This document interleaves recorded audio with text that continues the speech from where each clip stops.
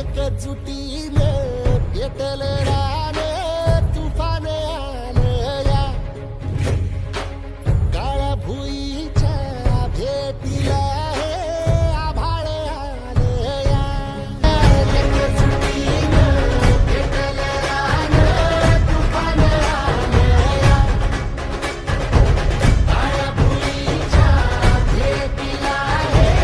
आभाळ आलं मोठी लढाई र लढू मातीसाठी र गड्या मनगटाचं जोर लावून